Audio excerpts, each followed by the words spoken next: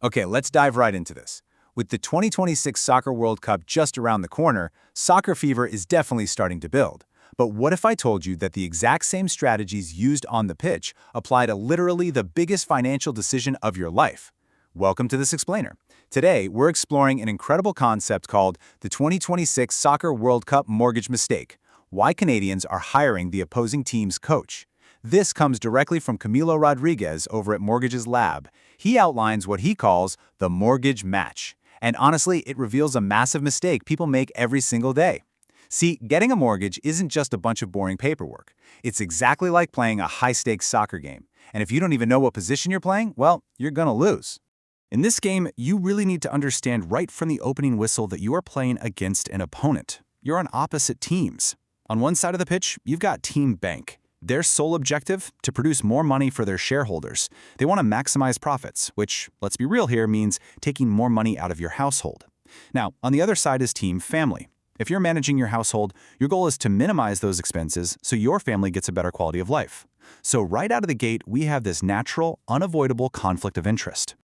To help you actually field a winning team, we're going to walk through this playbook step by step. We'll cover 1. The intro, 2. The offense, 3. The defense, 4. The midfield, 5. The coach, and 6. The conclusion. Chapter 2. The offense, interest rates. So in soccer, the offense gets all the glory, right? We're talking about the star strikers, your Messis, your Ronaldos. In the mortgage world, your mortgage rate is your offense. It's that highly visible number that absolutely everyone focuses on when they're trying to beat the bank. When most people sit down to negotiate, they are entirely laser-focused on this single metric. They genuinely believe that if they just secure a rock-bottom rate, they are totally dominating the game. Let's say you negotiate incredibly well and you secure a sweet rate of 2.99%. That feels amazing. It feels like your star striker just scored 3 quick, beautiful goals. You're winning. But here is the critical warning from Camilo's playbook. A strong offense means absolutely nothing if your defense is weak. Think about it. If your strikers score 3 goals, but the other team scores 5, you still lose the match. Chapter 3. The Defense. Prepayment Penalties. Now, what's really interesting here is the concept of defense, which is absolutely crucial. Statistics actually show a massive number of families end up breaking their 5-year mortgage contracts early. Because, life happens, jobs change, relationships end, and suddenly, boom, you have to break that contract. Your defense against the bank in these exact moments is the prepayment penalty. This is the often hidden fee a lender charges when you break your contract before the term is up. The problem is, if you go directly to a major bank, these penalties are buried deep in the fine print. They're rarely disclosed properly up front, and the formulas, they can be incredibly difficult to decode. Let me share a real-life case study just to show you how devastating a weak defense can be. There was a couple in Alberta who bought a $200,000 condo. They put 5% down, secured a fantastic rate of 2.99%. Everything looked absolutely perfect on offense. But 2 years later, unfortunately, they went through a divorce.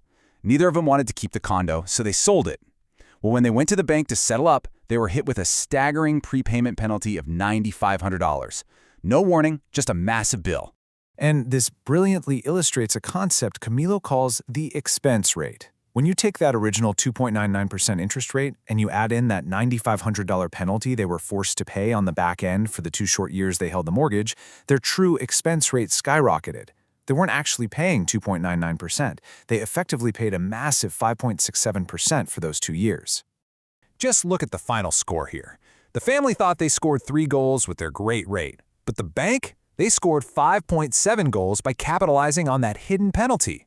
The family lost this match completely. Contract finished, game over, the bank won. It just proves that you literally must be hyper-aware of your penalty structures. You need a solid defense. Chapter 4. The Midfield Legal Registration. Okay, think of those legendary soccer teams from Brazil. They win by controlling the ball in the midfield. If you control the ball in the middle, you don't let the other team take possession, which means they can't score.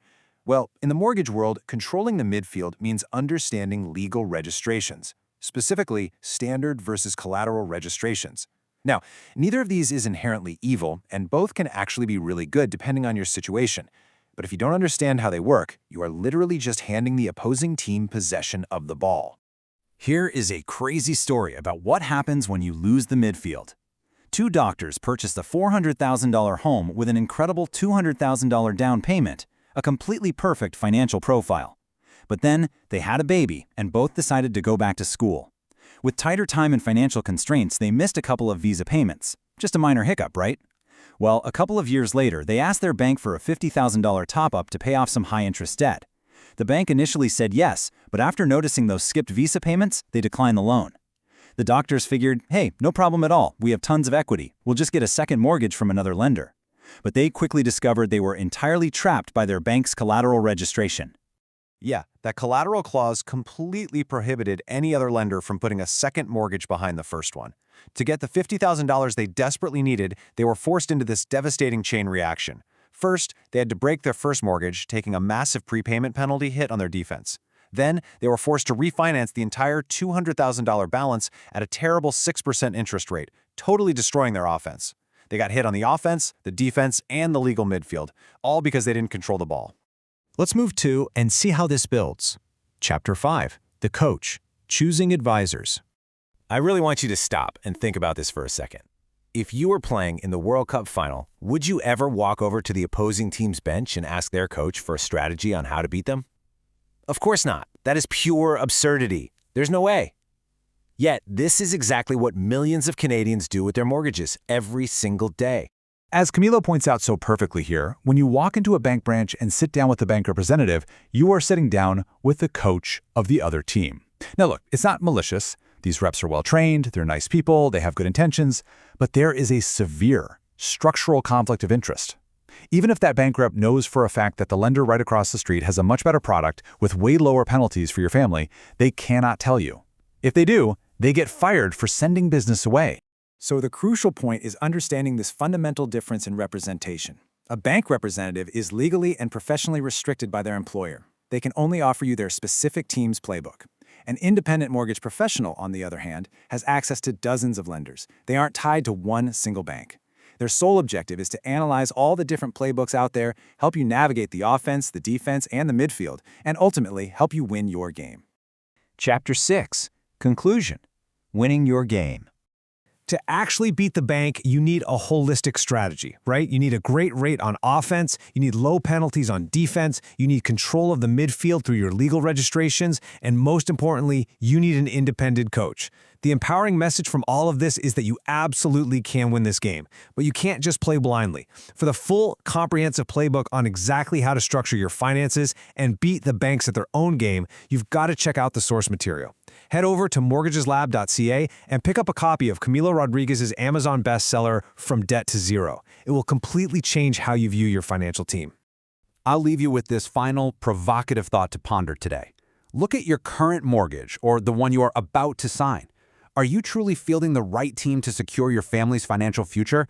Or, by walking straight into the branch, are you just handing the ball right over to the opposing team? Thanks so much for joining me on this explainer. Understand the playbook, get your own coach, and go win your game.